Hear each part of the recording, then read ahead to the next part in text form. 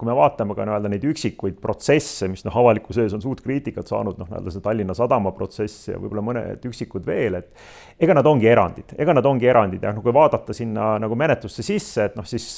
vahest tulebki nagu tõdeda, et nii-öelda mõnes kaasuses lihtsalt nagu juhtuvad halvad asjad, mida ongi väga raske nagu ette näha nagu selles Tallinna Sadama protsessis, et iseenesest nii-öelda kohtunikud vahetasid, teiseks kohus oli isegi valmistunud, et äkki üks nii-öelda kaasistuja või rahvakohtunik nii-öelda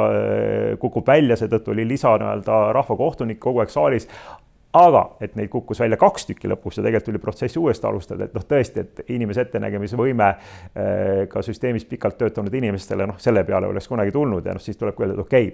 ongi mõned asjad sellised natuke nagu neetud, et kus hakkavad kõik halvad asjad juhtuma. Tõsi on ka see, mida rohkem protsess venib, seda suurem statistiline tõenäosus, et midagi ka selles